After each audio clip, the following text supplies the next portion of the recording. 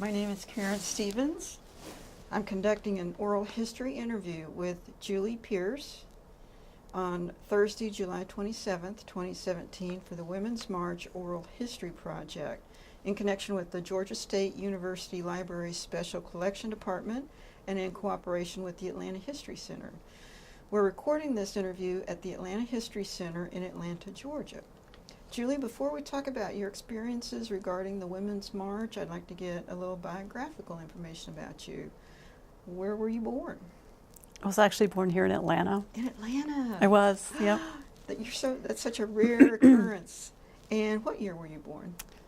1956. 1956. When you were growing up, did your parents have any political leanings? Well, I grew up in the 60s, so yes. I guess looking back at the time, I would consider they were both conservative. As we all grew older, I think my mother became more conservative, and my dad just dived off, and we became Mr. New Age. So it was a very interesting place to be a teenager. So, what was your profession? I assume that you're My retired. husband and I own some retail stores. Okay. And we sold them last year and retired. Year? Yes, I'm freshly retired. You do have that fresh look. Do you support a particular political party? Yes. Yeah. I have become affiliated with the Democratic Party. Initially, it was more I was not a Republican, and then I just jumped on over and, yep. Okay. Have you been involved in any political activities prior to the march? I've done some volunteer work here and there. I did some. I think my first one was for Michael Coles when he ran for Congress a few years ago. And then I've donated here and there. And then I worked for John Kerry. That didn't turn out too well. I almost feel like I'm like shouldn't ought to volunteer because I'm a jinx. Oh. I also volunteered for John Ossoff. So. Okay, right. Yeah, I live in the district next door to where he was running, and right. And he ran against Karen Handel, the he Republican, did. and then she Came really close, Mm-hmm. really close. Have you ever participated in a march before? Not as a marchee. I did have the experience of when I was in the National Guard, my unit was mobilized for a march in Forsyth County. Just a little bit north of here, and that was back during the middle 80s, and that was an interesting experience. What happened? As a college student, that was how I got through college, was through the National Guard, and Hosea Williams had been up the weekend before, and there had been an altercation, and so the next weekend there was a large counter march of saying, Sundown laws are not okay. And our unit was mobilized for that. There were 4 or 5 females, and we went up the night before and stayed in the school, high school there, I think it was. And they left the females. That was our assignment, was to clean the school. So I was not going to go back to work and say I cleaned the school, so I volunteered for guard duty. I just got called things I'd never even heard of. And the enormous Confederate flags, the anger, the yelling, it was not something I'd ever want to do again. This was before Tea Party. This was before alt-right. This was before Ronald. Well, it was right after Ronald Reagan, I guess. Mm-hmm. The Sundown. Can you explain that a little bit? Some counties in Georgia still had at the time a sundown law where if you were of a minority, you better not be there when the sun went down. Right. Or you better not try to rent a place to live or purchase a place to live or send your children to school or those kinds of things. And the group that supported this behavior was the Confederate. The They Confederate brought, flag was their flag. my memory is not 100% clear because that was quite some time ago. But I seem to remember either David Dukes being there or his followers being there, and there was quite a ruckus, and just huge flags, huge Confederate flags. I mean, it was. I felt like, I was just an observer. I felt like the flags were being used as weapons. It was like I had just not seen fabric. I grew up sewing. Fabric is a fun thing. It's a loving thing. It's not used as a weapon. I just never had seen that before.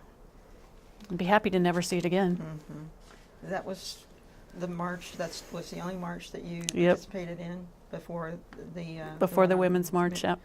And so that brings us to the Women's March. How the heck did you decide? What happened? What happened that got you to decide that this is something that you needed to do? I think I'm one of the group of people who woke up on November 9th and said, what the heck happened? And there was an initial, what does this mean? And then the more we played with, what does this mean to me? It got a little scary, and then it's not hard to, what does this mean to other people? I'm a Unitarian Universalist, so all kinds of, all kinds of people are in our congregation, and I love them, and too many people stand to be hurt. And I was freshly retired. There's, I can't have anybody say, I'm not going to come to your store anymore because you took this position. So I had been essentially, retirement freed me from having to walk such a narrow line.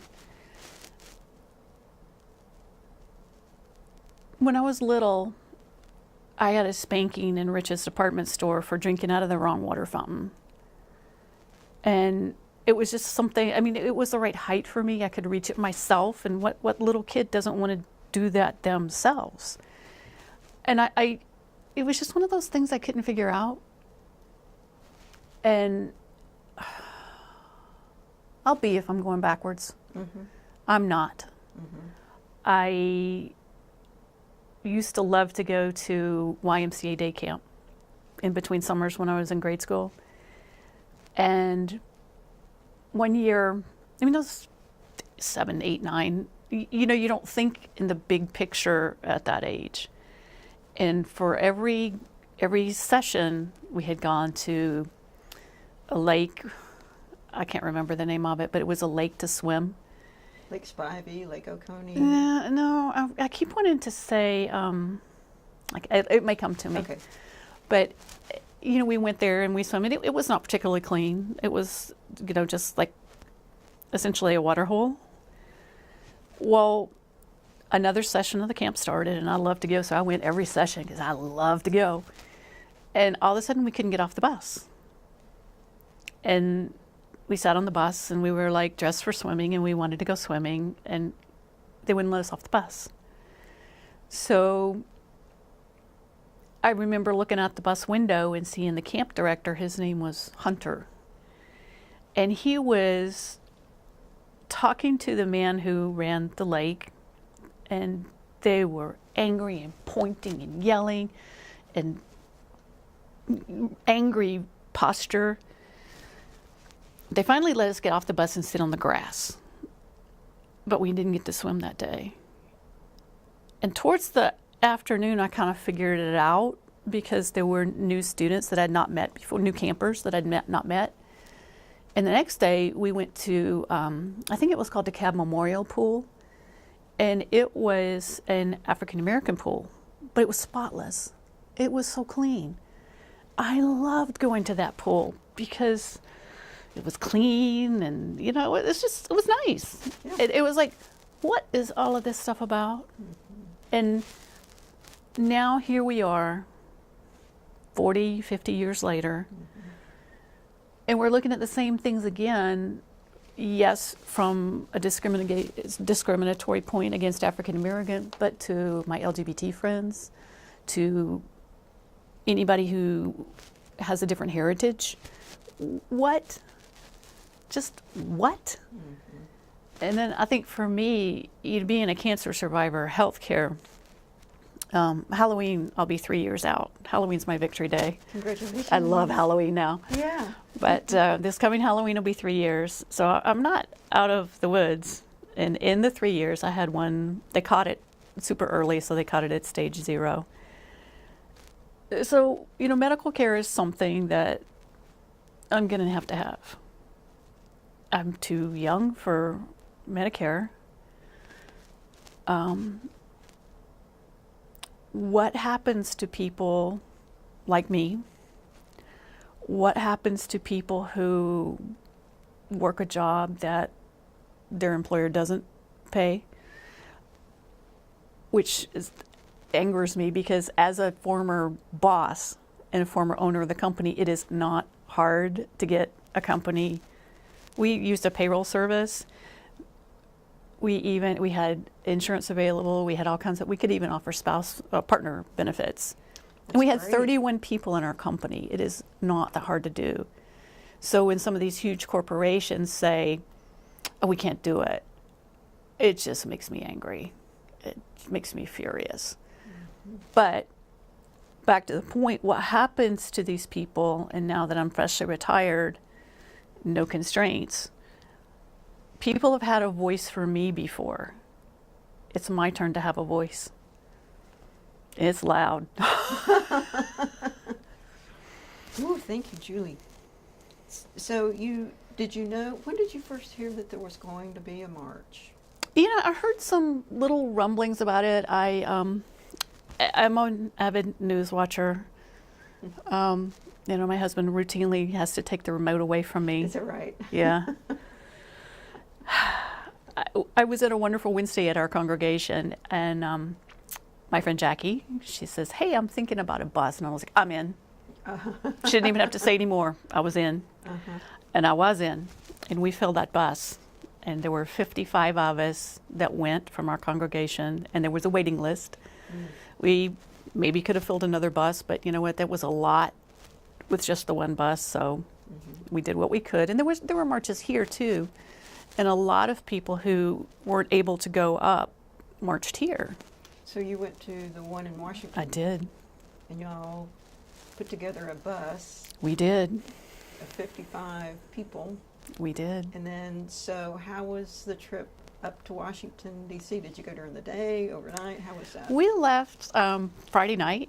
We had our partners and spouses came to see us off out of the church parking lot. We left about 7 that night, drove straight through, and we got to a Denny's in Virginia, and we got a hot meal. Yeah. So that was nice. And our, the thing I helped with the T-shirts that we had. We all had matching T-shirts like these. Yeah. And the young man that helped us with the T-shirt, the company that worked with the T-shirt, the bus drivers, everybody was so supportive. They were like, our bus would get cheers. Really? It was really fun. I mean, there may have been some jeers, but I didn't hear them. Everybody was like, yay, you're going. Yay, thank you for going for me. And I'm like, sure, no problem. I'll take my loud voice. Yeah. What was it like? You're in the parking lot at the congregation. You're getting ready to leave. The bus starts to pull away. What was that feeling?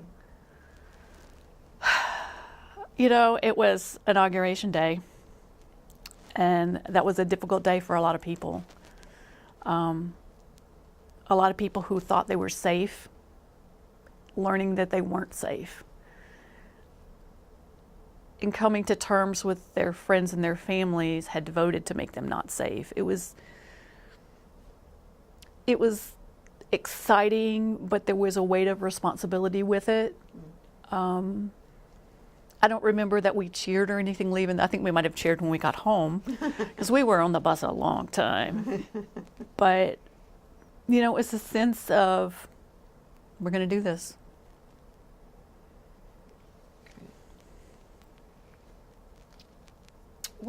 I know you've talked about some of the issues already. What were your, for example, top 3 issues that really motivated you to march in this march? Tops for me would probably be healthcare. Okay. Past that, women's rights. Yep.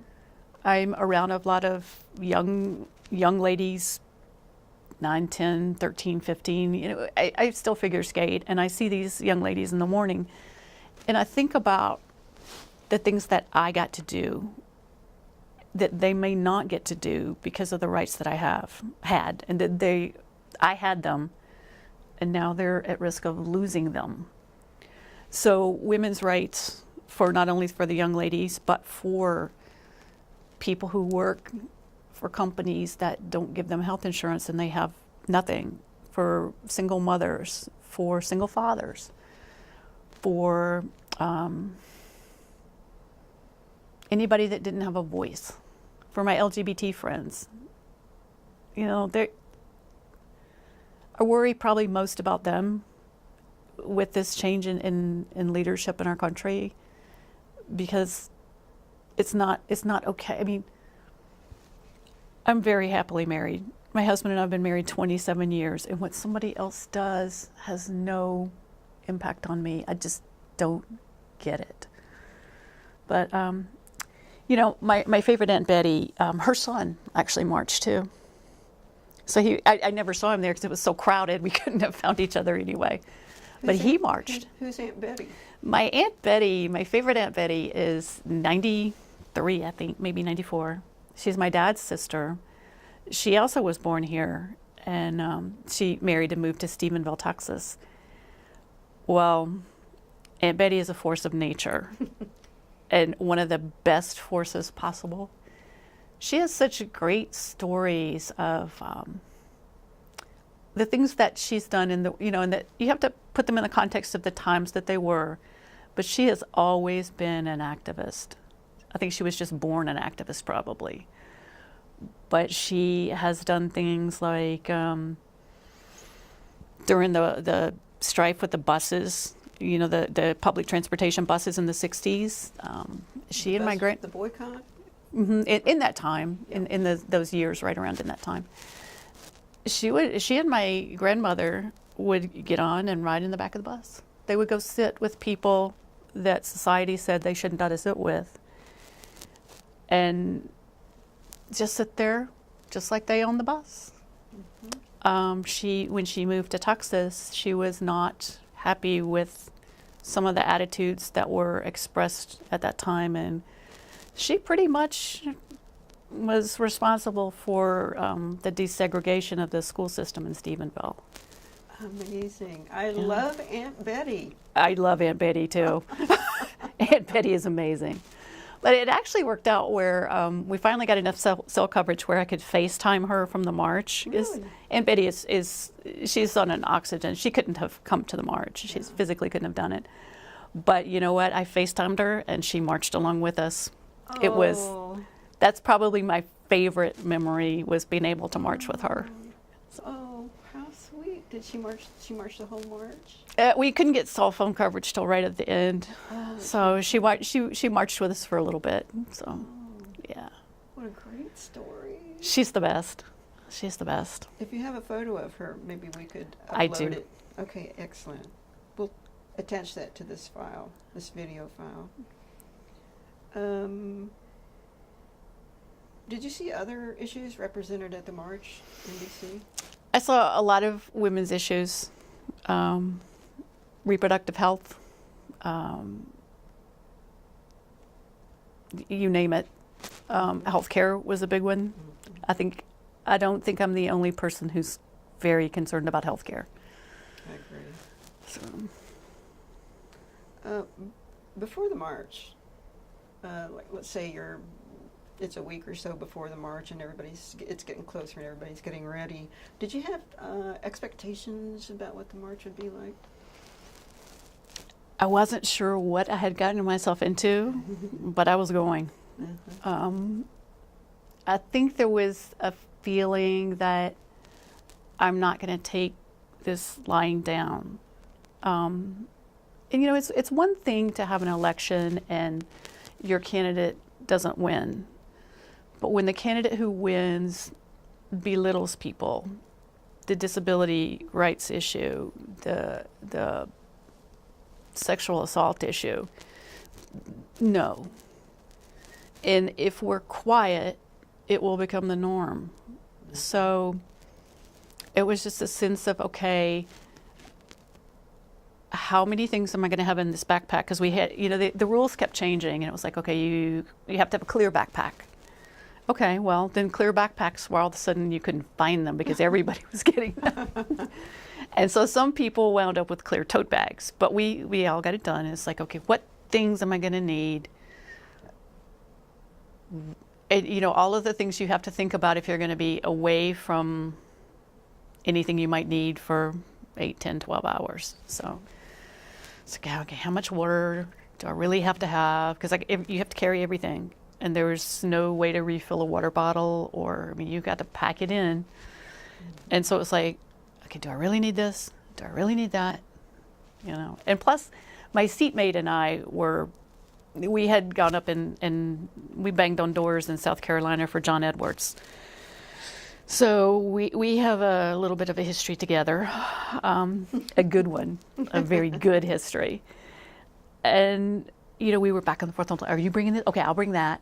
So we kind of divided up, and we amongst the bus, we thought of things we might need, snacks, a little wine, got to help you sleep on the bus, So we did our best to encourage camaraderie among ourselves, to bond together, to look after one another, okay, I've got extra this, you need that, we just took care of each other. And it was so empowering that I think when you are in a group that feels threatened, and you just make the whole group women, and that includes healthcare, reproductive care, any kind of care, opportunities, being able to say no when we don't want unwanted attention, when we don't want attention, to have our bodies respected.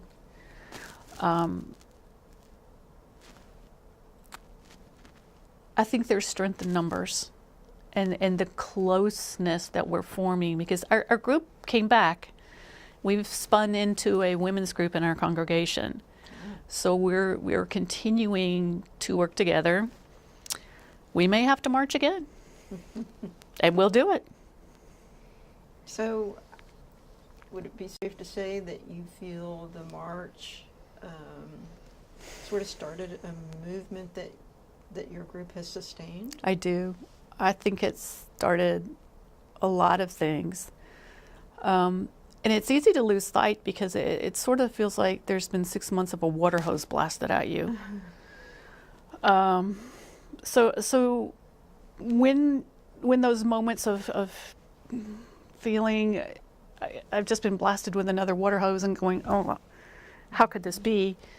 The strength you get from your other close women friends, and it could be male friends too. I think it's really important that those healthy relationships are nurtured. Mm-hmm. Yeah. So your fellow marchers, y'all, to get down there, you have seatmates, you're coordinated, you get there after a long bus ride, and so then what, you parked or you get off the bus? What happened next? We had trouble getting off the bus. Oh. There were so many people there. Oh.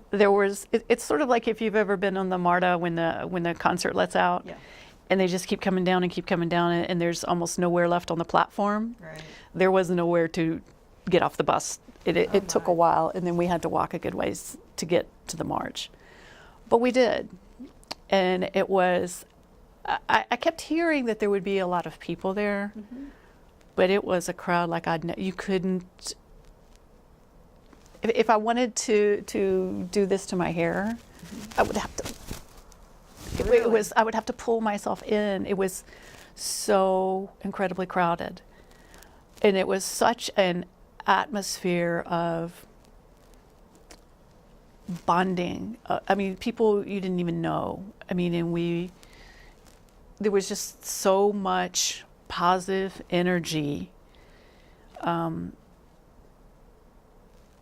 It was the first moment I felt hopeful since November 8th, I see. the morning of November 8th. What was your impression when you first realized the crowd was big? Holy.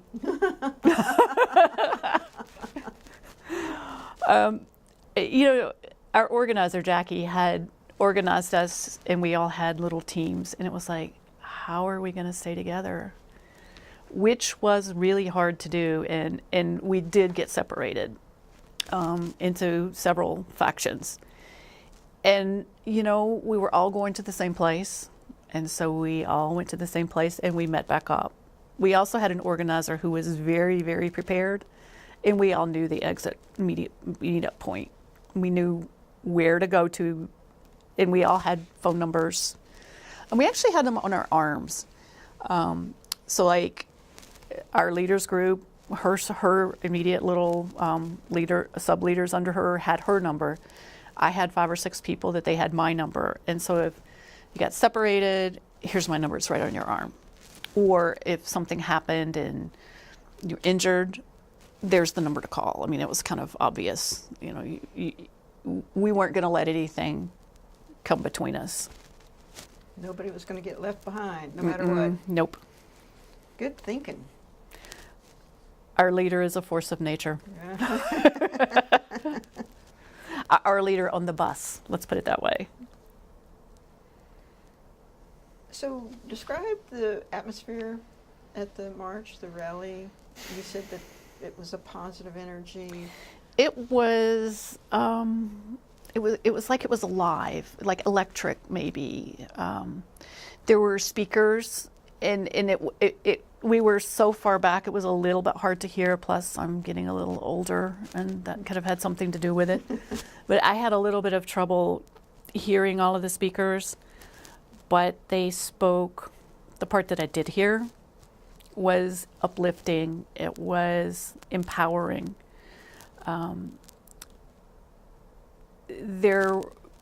Everybody was taking care of everybody else. If you were looking for the Porta-John, there were people to tell you. I mean, there was somebody within a two people radius knew where you needed to be, or where to go, or how to get, or what. And it was almost overwhelming is not the right word for it. It was, I guess, incredibly empowering. Mm-hmm. You know, this many people standing up and saying, no. You're not going to take our health care. You're not going to take our rights. You're not going to beat up on anybody. You're not going to pick on people.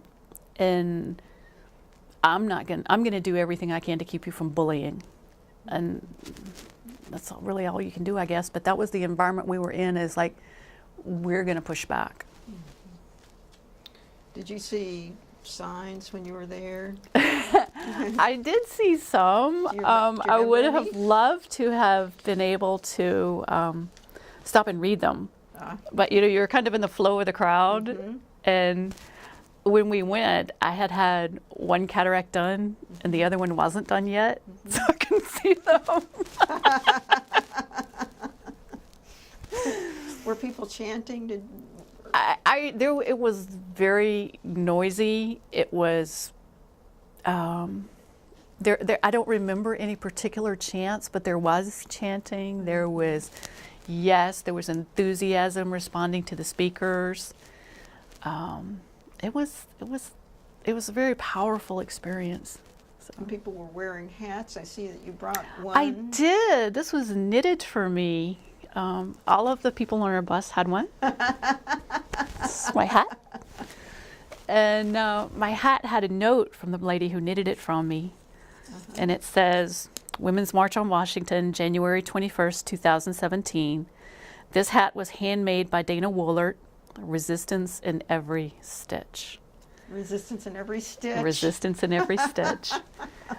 A lot of stitches. We took they made hats, and they made hats, and they made hats. There was a group that was crocheting like crazy, making hats for us. And there became no more yarn of this color, or there became no more pink yarn. Huh. At least where those, I don't knit, but I'm told, this is what I'm told by the people who knitted it. So they started making them out of felt. So we had an extra stack of felt ones to give away to people, and they had notes in them that said, proudly made in John Lewis's 5th Congressional District. Yeah. Because of the affair, the dust up with, I can't think of it, Tommy Hunter, that spoke in an unprofessional way about John Lewis. So, yeah, there were lots of hats made in his district. What was the law enforcement like at the march? I think they were overwhelmed, but I did not see any bad behavior. I didn't see any push, shove, ruckus, nothing. I think the crowd, I don't know the actual crowd size, but I think it was a lot more than they were prepared for or expected. I usually just try to stay away from them. Mm-hmm. Did you see any people who were in opposition of your protest, doing their own protest? I did not. Okay. I saw a couple of larger vehicles, like a small bus that must have been used the day before, that still had their signs on it. When we were looking for a place to get off the bus, we saw one of those. I'm sure there must have been there, but I did not see them. Okay. What do you think about the media coverage?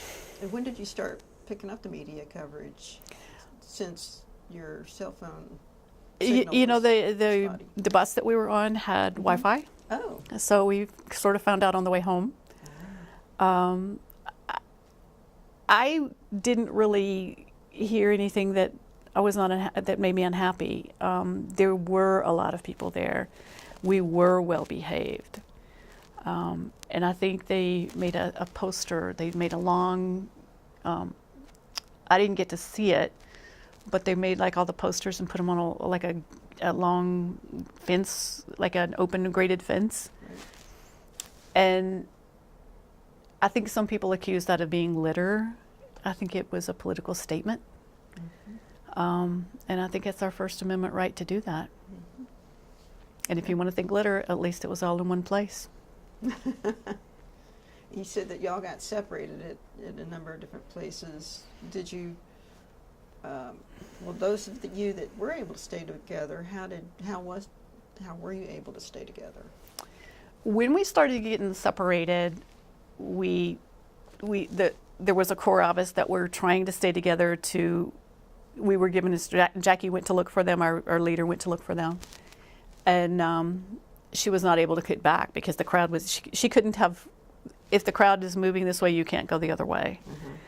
So we finally went on our own and marched and went to the exit point, so the exit meetup point. Okay. What sort of, as you look back on that day, and I'm sure it was full of all kinds of emotions, was there anything in particular that really stood out? FaceTiming Aunt Betty. Yeah. My friend Karen, she was my seatmate. She uses a walker from time to time, and towards the end of the march, it was a lot for her. She's a trooper, but we were on our feet the whole day, and so the last part of it, we had her sit on the little part, and we pushed her, and it was good. It was good. Did you ever get emotional during the march at any point?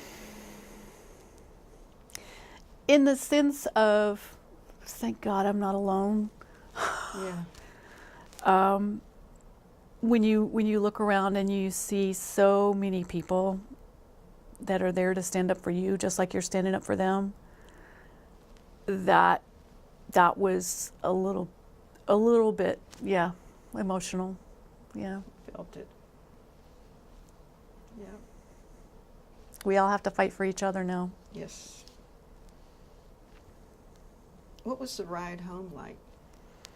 Were people exhausted? Or We were pretty sipping tired. wine, or Yeah, chatty, or there was, I think, satisfaction. There was wine. There was another hot meal at Denny's.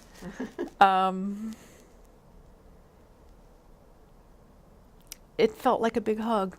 oh, You know, it was just, yes, we did this. We did something that mattered. how have you been feeling since the march? Stressed. You know, right now the healthcare debate is going on, and it's, you know, John McCain just flew back with his diagnosis and his healthcare, and I wish him well. I so am pulling for him, but he flew back to take my healthcare away, and I don't understand. You know, I just don't understand. Why don't we all need health care? Yeah, I just don't get it. It's baffling to me. There's been the stress. There's been seeing things that, you know, my LGBT friends are going through. Worrying about the young girls I see at the rink. Worrying about all young girls. This is the ice skating rink. Yeah, well, I know, I worry more for them because I know them. But there are a ton of 9, 10, 11-year-old girls that I don't know. And I worry about them too. You know, are they going to be okay? Are we all going to be okay? And sometimes I look at my countdown clock and go, oh, it's so far. So far. It's like you go to bed at night thinking, I can't believe it. And you get up in the morning and it's even worse. How has your family and friends and colleagues responded since you got back about your marching? I have some friends that I didn't tell that I went.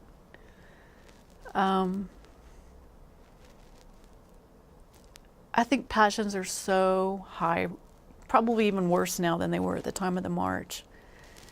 Those people that know me know I went, but I did go through my Facebook account and make a separate group of people who didn't get to see the pictures from the march. As far as her family, you know, my Aunt Betty was cheering me on. And her son was there, and we texted some that night, and that was nice. I enjoyed that. My husband was so proud of me. He was there to pick me up the next morning and took me up in Gwinnett County, which is still a fairly diverse but conservative area. And he took me to breakfast, and they comped my breakfast because I still had my T-shirt on. Oh. Yeah. I was stunned. I was totally stunned. They're like, thank you for marching for me. Oh. And, you know, my husband's son hasn't said anything one way or the other. He knew I went. Some of my skating friends knew. Some didn't. I do skate in Cumming, where it tends to be a little conservative, so I was somewhat quiet about it. But some knew I had gone. And some were like, hey, thanks. You know? Yeah. And some of them were like, okay. You know, if we were all alike, the world would be boring. So.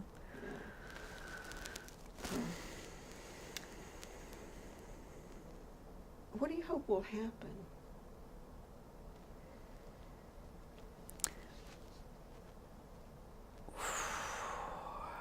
What I had hoped happened was that we would have an impact on policy. I don't know that we did or didn't, but I like to think that surely the current president must have looked out the window and seen all of us. And surely it must stick in the back of his mind that we can do it again. Because that organized and was done pretty quickly.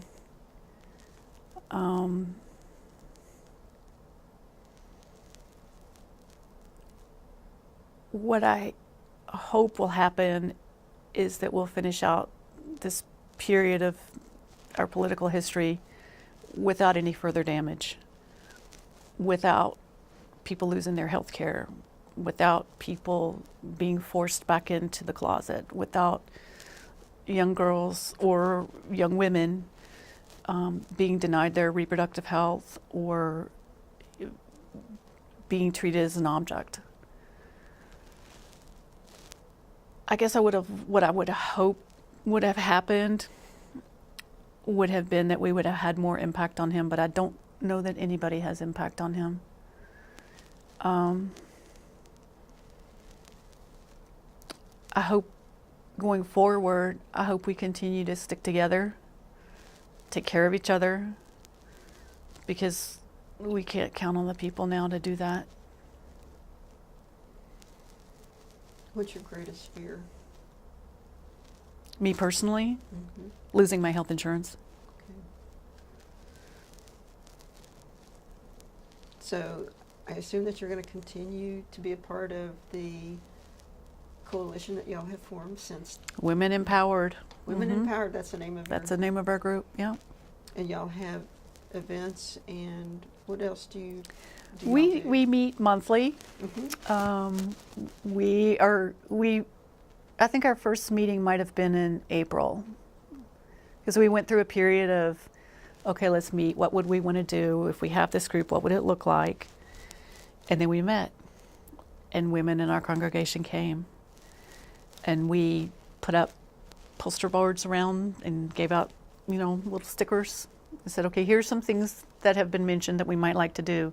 You get 3 stickers, which go put them on whatever you want. And so that's slid, and we've done that. But we could march again, Mm-hmm. easily. A lot of us independently worked on the 6th District Congressional campaign. Mm-hmm. We did what we could, and we'll do what we can again. What was in it? Was there anything about the march that surprised you? People, speakers, experiences, anything that surprised you? The number of people there. Mm-hmm. I think it's easy to feel like you're all alone, or that you're a minority opinion, and not that day. Mm-hmm. Was there a reason that you decided to go to Washington instead of stay here in Atlanta? I had the opportunity, and I suppose I could have had the opportunity to do either, but I was really angry on November 9th. And I was angry enough, and to be honest, frightened enough that I was gonna go face it head on. Okay. I hear you. And you mentioned this earlier, but let me ask you again.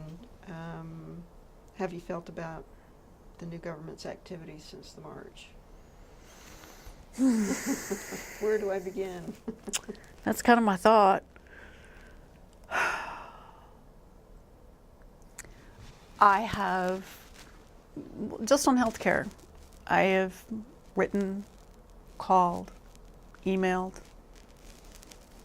blown off. The voicemail boxes are always full. I'm not the only person calling. Mm-hmm. I think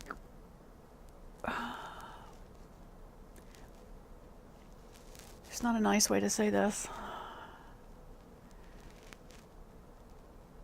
I wonder at the mentality that supports some of this behavior.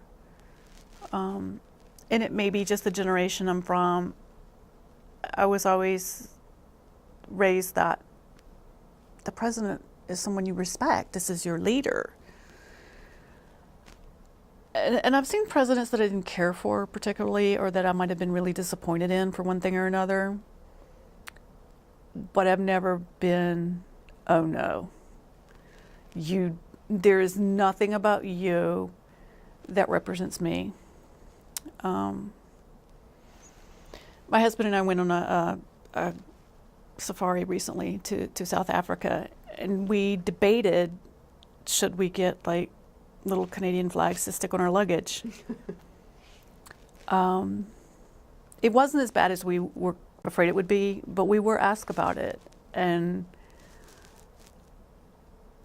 the comments that were made to us were like, the polite version would be, what were you guys thinking?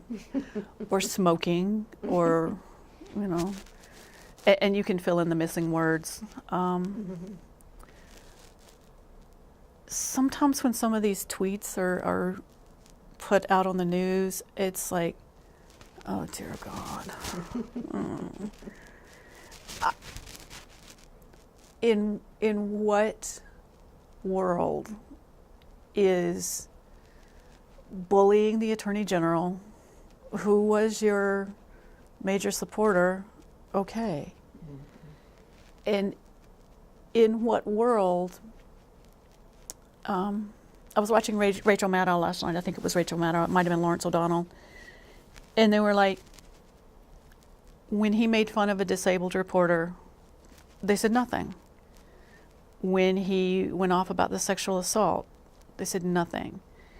And it's not until he turns on one of them that they appear to have any backbone about it. And it's embarrassing that our current leader is an admitted serial sexual assaulter. The whole sleaziness of the Trump University scam. I just feel like I want to wake up in 2020 with a good, strong shower. Mm-hmm. A good, strong shower. Oh, wouldn't that be helpful? What would be hopeful would be for those people who are in a position where they can't stand up. There was somebody on our bus who, her company came out and said, you may not go. They said no one could go. She went. We were very careful to be sure she didn't get in any pictures. But I didn't have that restriction. So with that comes the responsibility to speak for those who weren't in a position to go, who couldn't financially afford to go, physically couldn't make the march, didn't have transportation or somewhere to stay. Yeah, we have to speak up. We can't be quiet when other people are being abused. That happened once in Germany in World War II. Mm-hmm. No. Just no. I'm going to do what I can, and I hope we all are going to do what we all can to keep that from happening. Has the march changed you in any way? Yeah. How? I got a big mouth. And I'm not afraid to use it. I'm not going to lose my job. You know? I think it was empowering. I think the first time you stand up makes the next time easier to stand up. And the next time. And there's going to have to be a lot of standing up left to do. Because, between my friends at church and the skating community, there's a lot of vulnerable people. And just because I'm not vulnerable right now doesn't mean that I'm going to sit back and say, I'll be okay. It won't be that bad. No, it's affecting people I know and love, that they know and love, and people who need just some love. You know, I don't think we can look at it and say, it's not affecting my circle of friends. It's affecting, you know, these kids that are bullying each other in schools more now because they think it's okay because the president does it. When did that become okay? I would have thought that every parent would have taught their child that. When my husband's son was in, I don't know, maybe the 7th grade or something, he got in a fight at school. So I came home from work and I was the first one to hear about it. And I was like, well, what was it for? And he had stepped up when somebody was picking on somebody that was a different race. And I was like, good job. And he was 12. And he knew the right thing to do. He was 12. What's with these grown people? A 12-year-old can do this. Just be a nice person. Be a decent person. Don't hurt people. I don't get it.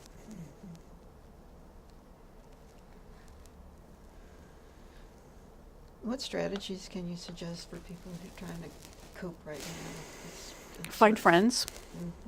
Don't be alone. Get involved in groups. If your friends are different, you may have to pick some different friends. I will not go to Thanksgiving dinner in my husband's family. I just won't. It's too personal. They would make their brother a widower if they had their way about it. They don't look at it that way, but that's what their behavior is doing. I just am not. I'm not going to put myself in a position, and that's just my coping strategy. I'm not going to put myself in a position where I have to put up with somebody like that. So find friends, find causes. We went to the Gwinnett County Democratic Party meeting for the first time in January, and people kept coming, and people kept coming, and soon there were no seats, and there were people along the walls, and people kept coming. It was, I think they've had to move to a larger facility because people keep coming. And their breakfast that they have once a month, we've gone to that. It's, you got to get there early to get a seat. So if the Democratic Party is not your thing, find a party or a group that is your thing or closest to your thing and get involved. Because if you close the door and just try to go, it's only going to get worse. So I think trying to stay informed is a challenge because I don't think the media is bad. I think the media can make mistakes, and I think there are sometimes media personalities who have an agenda. And I think you have to know what that agenda is if you're going to choose to listen to them. But I think that by and large, your ABC or NBC, you have to go off to the Fox or to the MSNBC to get to where you really need to worry that somebody's going to give you slanted information. It seems like there's a campaign to discredit the media, and that's part of what keeps us free. Freedom of the press is threatened now. Do your best to stay informed. It's hard. It's really hard. Okay. I mean, I look at blogs from both points of view just so that I don't fall too far. Mm-hmm. And some of them on the other side, on their blogs, they're not too happy with them either. Sometimes for scary reasons. What would your advice be, Julie? What would your advice be, Julie, for anyone who's considering to go to a march in the future? I think you need to know what the march's purpose is. In the case of the Women's March, there were a lot of purposes, but the main purpose was to say, oh, no, you don't. But there are marches that might be for a very specific particular cause. And I think know what that cause is. Work to do what you can. I would go to an LGBT march in a heartbeat and would have gone this year if I'd been in town, but I was out of town that week. But when you go to a march that you're supporting, it's not about you. You know, you take your cues from the march organizers. So I think that's important too. If you don't have your clear backpack, you're probably going to need it. Might as well get it. Get one now before they all... Before they're all gone again. Before they're all gone again. So as we start Comfortable shoes. Oh, okay. Comfortable shoes. Okay. Yep. So as we start to wrap up, I'd like to, well, at first give you the opportunity to talk about anything that you want in relation to the march or what you're I'm so feeling. glad I did it. You know, I'm really glad I did it.